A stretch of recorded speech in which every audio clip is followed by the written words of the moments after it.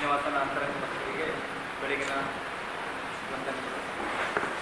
ನಾವು ಈ ಭಾಗದಲ್ಲಿ ಕಳೆದ ಒಂದು 5 ವರ್ಷಗಳಿಂದ ಅಥವಾ ಒಂದು 6 ವರ್ಷಗಳಿಂದ ಸಿದ್ಧ ಸಮಾಧಿ ಯೋಗದ ಒಂದು ಜ್ಞಾನವನ್ನು ಪ್ರಚಾರ ಮಾಡ್ತಾ ಜನಗಳಲ್ಲಿ ಶಾರೀರಿಕವಾಗಿ, ಮಾನಸಿಕವಾಗಿ, ಬೌದ್ಧಿಕವಾಗಿ ಪಂಚಕೋಶ ಶುದ್ಧಿ ಅನ್ನೋ ಒಂದು ಅಡಿಯಲ್ಲಿ ನಮ್ಮ ಪೂಜ್ಯ ಗುರುಜಿಯವರಾದಂಥ ಋಷಿ ಪ್ರಭಾಕರ್ ಗುರುಜಿಯವರ ಒಂದು ಆವಿಷ್ಕಾರದಿಂದ ಬಂದಂತಹ ಒಂದು ಸಿದ್ಧ ಸಮಾಧಿ ಯೋಗವನ್ನು ನಾವು ಇಲ್ಲಿ ಎಲ್ಲ ಪ್ರಚಾರ ಮಾಡ್ತಾ ಇದ್ದೀವಿ. ಇದರ ಮುಖಾಂತರ ಆಧ್ಯಾತ್ಮಿಕ, ಧಾರ್ಮಿಕ ಮತ್ತು ಆರೋಗ್ಯ ವಲಯದಲ್ಲಿ ಒಂದು ಎಲ್ಲ ಕಡೆ ಕೂಡ ಒಂದು ಕ್ರಾಂತಿ ಆಗಿದೆ.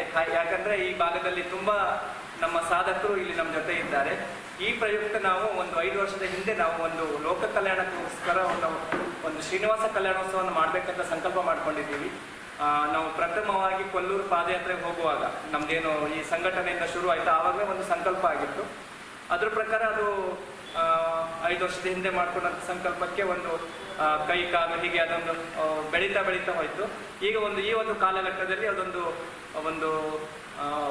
ಏನಂದ್ರೆ ಒಂದು ವಿಶ್ವವ್ಯಾಪಿಯಾಗಿ ಅದು ಒಂದು ಆಕಾರ ಬಂದಿದೆ ಅಂತ ಹೇಳ್ಬೋದು. ಈ ಕಾರ್ಯಕ್ರಮದ್ದು ನಾವು ಒಂದು 6 ತಿಂಗಳಿಂದ ರೆಡಿ ಮಾಡ್ಕೊಳ್ತಾ ಇದ್ದೀವಿ. ಶ್ರೀನಿವಾಸ ಕಲ್ಯಾಣ ಮಾಡಬೇಕು ಅಂತ 6 ತಿಂಗಳ ಹಿಂದಿನಿಂದ ಒಂದು 25-26 ಪ್ರಾಂತೀಯ ಸಭೆಗಳನ್ನು ಮಾಡಿ, ಆಮೇಲೆ ಅದರ ಮುಖಾಂತರ ನಾವು ಕೊಲ್ಲೂರು ಪಾದಯಾತ್ರೆಯನ್ನು ಮಾಡಿ ಜನಗಳಲ್ಲಿ ಒಂದು ಜಾಗೃತಿಯನ್ನು ಮೂಡಿಸಿ ಇದರ ಬಗ್ಗೆ ಒಂದು ಪ್ರಚಾರವನ್ನು ಕೊಟ್ಟು ಕೊಲ್ಲೂರಿಗೂ ಕೂಡ ಪಾದಯಾತ್ರೆಗೆ ನಮ್ಮ ಶಾಸಕರಾದಂತಹ ನಮ್ಮ ಈ ಸ್ಥಳೀಯ ಶಾಸಕರಾದಂಥ ನಮ್ಮ ಗಂಟೆಗಳ ಸರ್ ಕೂಡ ನಮ್ಮ ಜೊತೆ ಇದ್ದರು, ಚಾಲನೆ ಕೊಡ್ಲಿಕ್ಕೆ ಬಂದಿದ್ದರು. ಅದರ ಮುಖಾಂತರ ನಾವು ಒಂದು 1200 ಜನ ಆ ದಿನ ನಾವು ಪಾದಯಾತ್ರೆಗೆ ಹೋಗಿದ್ವಿ. ಅಲ್ಲಿಂದ ನಾವು ತಿರುಪತಿಗೆ ಈ ಕಾರ್ಯಕ್ರಮದ ಒಂದು ಯಶಸ್ಸಿಗೋಸ್ಕರ ನಾವು ಮತ್ತೆ ಮಂಜಾಣ ಅಂತ ಇಬ್ಬರು ನಾವು ಪಾದಯಾತ್ರೆ ಮುಗಿಸ್ಕೊಂಡು ಬಂದಿದ್ದೀವಿ. ಈಗ ಈ ಕಾರ್ಯಕ್ರಮದ ಒಂದು ಪೂರ್ವ ಸಿದ್ಧತೆಯಲ್ಲಿದ್ದೀವಿ. ಅದರ ಪ್ರಯುಕ್ತ ಇವತ್ತು ಶ್ರೀನಿವಾಸ ಕಲ್ಯಾಣೋತ್ಸವದ ಒಂದು ಆಮಂತ್ರಣ ಪತ್ರಿಕೆ ಬಿಡುಗಡೆ ಕಾರ್ಯಕ್ರಮವನ್ನು ಇವತ್ತು ನಾವು ಹಮ್ಮಿಕೊಂಡಿದ್ದೀವಿ. ಈ ಕಾರ್ಯಕ್ರಮ ಮೇ 10 ಅಂದರೆ ವೈಶಾಖ ಶುಕ್ಲ ತ್ರಯೋದಶಿ ಮೇ 10ರಂದು ಇದೇ ನಮ್ಮ ಈ ನೆಲ್ಯಾಡಿ ಬಯಲಿನಲ್ಲಿ ದಿವಾಕರ್ ಶೆಟ್ಟರ್ ಜಾಗವಾದಂತಹ ನೆಲ್ಯಾಡಿ ಬಯಲಿನಲ್ಲಿ ಈ ಕಾರ್ಯಕ್ರಮ ನಡೆಯಲಿಕ್ಕಿದೆ.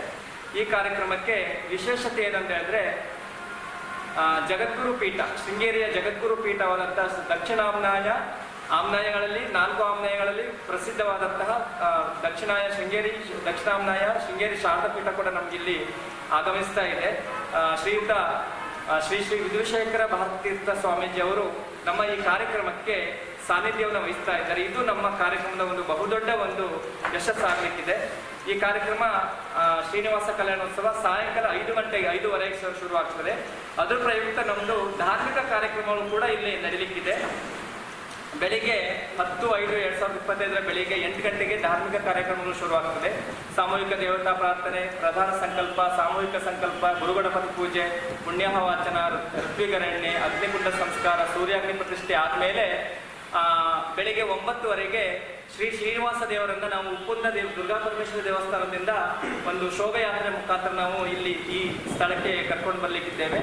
ಅದಾದ್ಮೇಲೆ ಒಂದು ವಿಶೇಷವಾದ ಹೋಮ ಆಗತ್ತೆ. ಏನಂತ ಹೇಳಿದ್ರೆ ಈಗ ಹೋಮ ಹವನವನ್ನ ನಾವು ಒಂದು ಪ್ರತ್ಯೇಕವಾಗಿ ನಮ್ಮ ಬ್ರಾಹ್ಮಣರು ವರ್ಗ ಮಾಡಬೇಕಾಗ್ತದೆ, ಪುರೋಹಿತರ ವರ್ಗ. ಆದ್ರೆ ಇಲ್ಲಿ ಏನಾಗತ್ತೆ ಅಂತ ಹೇಳಿದ್ರೆ ನಾವು 1 ಕೋಟಿ ಗೋವಿಂದ ನಾಮ ಜಪಯಜ್ಞವನ್ನ ಒಂದು ಅಭಿಯಾನವನ್ನ ಆರಂಭಿಸಿದ್ದೀವಿ. ಈ ವಿಶೇಷತೆ ಏನಂತ ಹೇಳಿದ್ರೆ ನಮ್ಮ ಈ ಭಾಗದ ಕರಾವಳಿ ಭಾಗದ ಸಾಧಾರಣ ಒಂದು 1500ಕ್ಕೂ ಮೇಲ್ಪಟ್ಟು ಎಲ್ಲ ಭಕ್ತಾದಿಗಳು ಈಗ ಮನೆಯಲ್ಲಿ ಜಪ ಮಾಡ್ತಾ ಇದ್ದಾರೆ. ಗೋವಿಂದ ಹರಿ ಗೋವಿಂದ, ವೆಂಕಟರಮಣ ಗೋವಿಂದ ಅಂತ.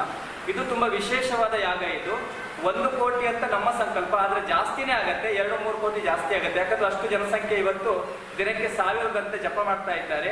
ಆ ಜಪ ಎಲ್ಲ ಆದ್ಮೇಲೆ ಅವರು ಆ ಜಪದ ಸಂಖ್ಯೆನ ನಮ್ಗೆ ಕಳಿಸ್ಕೊಡ್ತಾರೆ. ಪುರೋಹಿತರು ಆ ಜಪಕ್ಕೆ ಮಾರ್ಗವಾಗಿ ಅದೆಷ್ಟು ಪುಣ್ಯಾಂಶವನ್ನ ಹವಿಸ್ಸಲ್ಲಿ ಕೊಡ್ಬೇಕು ಅಂತ ಅದು ಹವಿರ್ಭಾಗವನ್ನ ಹೋಮಕ್ಕೆ ಸಮರ್ಪಣೆ ಮಾಡುವಂಥದ್ದು. ಜೊತೆಗೆ ಪೂರ್ಣಾಹುತಿ ಕಾರ್ಯಕ್ರಮ ಕೂಡ ಆಗ್ತದೆ.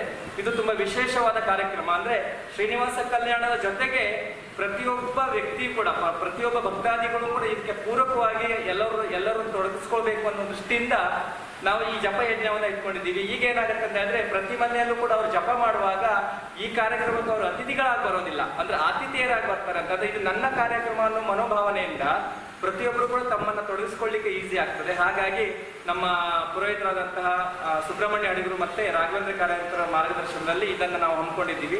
ಈ ಕಾರ್ಯಕ್ರಮ ಆದ್ಮೇಲೆ ಪೂರ್ಣಾವತಿ ಆದ್ಮೇಲೆ ಮಧ್ಯಾಹ್ನಕ್ಕೆ ಅನ್ನ ಸಂತರ್ಪಣೆ ಇರ್ತದೆ.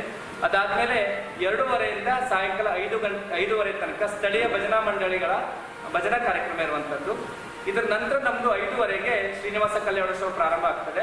ಕಲ್ಯಾಣೋತ್ಸವವನ್ನು ನಮ್ಮ ಎಸ್ ವೆಂಕಟೇಶ್ ಮೂರ್ತಿ ಶ್ರೀವಾರಿ ಫೌಂಡೇಶನ್ ಬೆಂಗಳೂರು ಇವರ ಪೌರತ್ವದಲ್ಲಿ ಆಗ್ತದೆ. ಧಾರ್ಮಿಕ ಮಾರ್ಗದರ್ಶನ ನಮ್ಮ ವೇದಮೂರ್ತಿ ವಿ ಲೋಕೇಶ್ ಅಡಿಗರು, ಪ್ರಾಂತೀಯ ಧರ್ಮಾಧಿಕಾರಿಗಳು ಶ್ರೀ ಶಾರದಾ ಪೀಠಂ ಶೃಂಗೇರಿ ಮತ್ತು ನಾಗಪಾತ್ರಿಗಳು ಬಡಾಕೇರಿ ಇವರ ಒಂದು ಧಾರ್ಮಿಕ ಮಾರ್ಗದರ್ಶನದಲ್ಲಿ ನಮ್ಮ ಒಂದು 5 ವರ್ಷದ ಸಂಕಲ್ಪ ಏನಿತ್ತು ಈ ಸಂಕಲ್ಪವನ್ನು ನಾವು ಈಗ ಸಾಕಾರ ಮಾಡಲಿಕ್ಕೆ ರೆಡಿ ಇದ್ದೀವಿ. ಈ ಕಾರ್ಯಕ್ರಮ ಮುಗ್ದಾದ ಮೇಲೆ ಈ ಕಾರ್ಯಕ್ರಮದಲ್ಲಿ ಮಧ್ಯದಲ್ಲಿ ನಮಗೆ ಶೃಂಗೇರಿ ಗುರುಗಳು ಬರ್ತಾರೆ. ಶೃಂಗೇರಿ ಗುರುಗಳು ಬಂದು ಅಂದರೆ ಪುರೋಹಿತರು ಮತ್ತು ಅವರ ಒಂದು ಸಾಮೀಪ್ಯದಲ್ಲಿ ಅವರು ಚರ್ಚೆ ಮಾಡ್ಕೊಳ್ತಾರೆ ಎಷ್ಟು ಗಂಟೆ ಬರಬೇಕು ಅಂತ.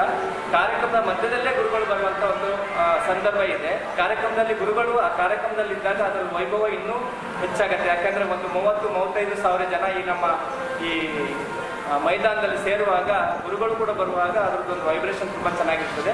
ಕಾರ್ಯಕ್ರಮ ಆದಮೇಲೆ ಗುರುಗಳು ಅಲ್ಲಿಂದ ಒಂದು 3/4 ಗಂಟೆ ನಮ್ಮ ಜೊತೆ ಇರ್ತಾರೆ. ಕಾರ್ಯಕ್ರಮದಲ್ಲಿ ಆಶೀರ್ವಚನ ಗುರುಗಳಿಂದ ಆಗ್ತದೆ. ಅದಾದಮೇಲೆ ಗುರುಗಳು ಅಲ್ಲಿಂದ ನಿರ್ಗಮಿಸಿದ ಮೇಲೆ ಕಾರ್ಯಕ್ರಮ ಮಹಾಮಂಗಳಾರತಿ ಆದಮೇಲೆ ನಮ್ಮದು ಸಾಮೂಹಿಕ ಅನ್ನ ಸಂತರ್ಪಣೆ ರಾತ್ರಿ ಇರುತ್ತೆ. ಅಂದರೆ ಬೆಳಿಗ್ಗೆ ಅನ್ನ ಸಂತರ್ಪಣೆ ಇರುವಂಥದ್ದು ಒಂದು 5,000 ಜನರಿಗಷ್ಟೇ, ಅಂದರೆ ಬಂದಂಥ ಹೋಮದಲ್ಲಿ ಪಾಲ್ಗೊಂಡಂಥ ಭಕ್ತಾದಿಗಳಿಗೆ.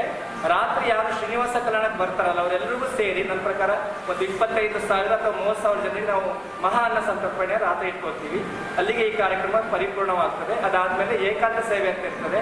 ಏಕಾಂತ ಸೇವೆಯಲ್ಲಿ ನಮ್ಮೆಲ್ಲ ಪ್ರಮುಖರು, ಧಾರ್ಮಿಕ ಮುಖಂಡರೆಲ್ಲ ಸೇರಿ ಮತ್ತು ನಮ್ಮ ಶಾಸಕರು ಇವರೆಲ್ಲ ಸೇರಿ ಆ ಏಕಾಂತದ ಪೂಜೆಯಲ್ಲಿ ಪಾಲ್ಗೊಂಡ ನಂತರ ಅಲ್ಲಿಗೆ ಶ್ರೀನಿವಾಸನವನ್ನು ಅಲ್ಲಿಂದ ವಿಸರ್ಜನೆ ಮಾಡ್ತಾರೆ. ಆಮೇಲೆ ಅಲ್ಲಿಂದ ಕಾರ್ಯಕ್ರಮ ಪೂರ್ತಿ ಮುಕ್ತಾಯವಾಗುತ್ತೆ. ಇಷ್ಟು ಹೇಳಿ ನನ್ನ ಮಾತನ್ನು ಮುಗಿಸ್ತೀನಿ. ಬೇರೆ ಬೇರೆ ದೇವಸ್ಥಾನಗಳು, ಬೇರೆ ಬೇರೆ ವ್ಯಕ್ತಿಗಳು ಈ ರೀತಿ ದೊಡ್ಡ ದೊಡ್ಡ ಕಾರ್ಯಕ್ರಮಗಳನ್ನು ಮಾಡೋದನ್ನು ನೋಡಿದ್ದೇವೆ. ಬೆಂಗಳೂರು ಕ್ಷೇತ್ರದಲ್ಲಿ ಇತ್ತೀಚೆಗೆ ಸಿದ್ಧಿ ಸಮಾಧಿ ಯೋಗ ಅವರ ಚಟುವಟಿಕೆ, ಅವರ ಆಧ್ಯಾತ್ಮಿಕ ಬೇರೆ ಬೇರೆ ಸೇವೆಗಳು ತುಂಬ ಪ್ರಭಾವಿಯಾಗಿ ಬೆಳೀತಾ ಇದೆ. ಜನರು ಯಾವುದೇ ಭೇದ ಭಾವ ಇಲ್ಲದೆ ಎಲ್ಲರೂ ಅದು ಒಟ್ಟಾಗ್ತಾ ಇದ್ದಾರೆ. ನಿಮಗೆ ಎಲ್ಲಿಯೂ ಸಿಟಿಗಳಲ್ಲಿ ಇರ್ಬೋದಾದ ಕೆಲವು ಸಂಸ್ಥೆಗಳು ನಮ್ಮೂರಲ್ಲೊಂದು ಬಂದಿದೆ. ಜನರು ಆಧ್ಯಾತ್ಮ ಚಿಂತನೆ ಮತ್ತು ಯೋಚನೆಗೆ ಹೆಚ್ಚು ಒಗ್ಗಿಕೊಳ್ತಿದ್ದಾರೆ ಅನ್ನೋದು ನನಗೂ ನೋಡಿ ಆಶ್ಚರ್ಯ ಆಯಿತು. ಆ ದಿನ ಪಾದಯಾತ್ರೆಯಲ್ಲಿ ಅಷ್ಟು ಬೇಗ ಬೆಳಿಗ್ಗೆ 3 ಗಂಟೆಗೆ ಅಷ್ಟು ಜನರನ್ನು ನೋಡಿದಾಗ ನಿಮಗೆ ಗೊತ್ತಿಲ್ಲದೆ ಎಲ್ಲೋ ಒಂದು ಕಡೆ ಜನರು ಆಧ್ಯಾತ್ಮದ ಕಡೆಗೆ ಹೆಚ್ಚು ಒಲವನ್ನು ತೋರಿಸ್ತಾ ಇದ್ದಾರೆ ಮತ್ತು ನಮ್ಮಲ್ಲೂ ಸಹಿತ ಅದನ್ನು ಭಾಗವಹಿಸ್ತಿದ್ದಾರೆ ಅನ್ನೋದು ನೋಡಿ ಭಾರಿ ಖುಷಿಯಾಯಿತು. ಸೊ ಈ ಸಂಸ್ಥೆಯ ಕಾರ್ಯಕ್ರಮ ವೈಭವದ ಕಲ್ಯಾಣೋತ್ಸವ, ಶ್ರೀನಿವಾಸ ಕಲ್ಯಾಣೋತ್ಸವ ಮೇ 10ನೇ ತಾರೀಕಿಗೆ ಮಾಡ್ತಾ ಇದ್ದಾರೆ. ನಮಗೊಂದು ಖುಷಿಯನ್ನು ಕೇಳಿದರೆ ಎಲ್ಲ ಆಧುನಿಕತೆ ಹೋಗ್ತಿದ್ದಾಗಲೂ ಒಂದು ಕಡೆಯಲ್ಲಿ ಆಧ್ಯಾತ್ಮದ ಶಿಕ್ಷಣ, ಚಿಂತನೆ ಅದು ಜನರಲ್ಲಿ ಬೆಳೀತಾ ಇದ್ದಾಗೆ ನಿಮಗೊಂದು ಸಮಾಜದೊಂದು ಪರಿವರ್ತನೆ ಆಗ್ತಾ ಇರ್ತದೆ. ಅದರದ್ದು ವ್ಯಾಲ್ಯೂ ಕಮ್ಮಿ ಆಗ್ತಾ ಇದ್ದಾಗೆ ಜನರು ಇನ್ಯಾವುದೋ ಒಂದು ದಿಕ್ಕಿಗೆ ಸಾಗ್ತಿರ್ತಾರೆ. ಇದೊಂದು ಒಳ್ಳೆಯ ಒಂದು ರೆವಲ್ಯೂಷನ್ ಆಗಿ ಬರ್ತಾ ಇದೆ.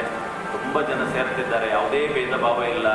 ಅದು ಜಾತಿಗಳ ವ್ಯವಸ್ಥೆ ಇರ್ಬೋದು, ರಾಜಕೀಯ ವ್ಯವಸ್ಥೆ ಇರ್ಬೋದು, ಎಲ್ಲವನ್ನೂ ದಾಟಿ ಇಲ್ಲಿ ಒಂದಾಗ್ತಾ ಇದ್ದಾರೆ. ಇದನ್ನು ನೋಡುವಾಗ ಒಂದು ಸಮಾಜದ ಒಂದು ದಿಕ್ಕು ನೋಡುವಾಗ ಖುಷಿ ಆಗ್ತದೆ. ಹಾಗಾಗಿ ಈ ಕಾರ್ಯಕ್ರಮದಲ್ಲಿ ಬೇರೆ ಏನೂ ವಿಷಯ ಇಲ್ಲದೆ ಸಿದ್ಧಿ ಸಮಾಜ ಯೋಗದ ಗುರುಗಳು ಬರ್ತಿದ್ದಾರೆ, ಕರೀತಿದ್ದಾರೆ ಅನ್ನುವಾಗ ನಾವೆಲ್ಲರೂ ಶ್ರದ್ಧೆಯಿಂದ ಕೂತ್ಕೊಳ್ತಾ ಇದ್ದೇವೆ.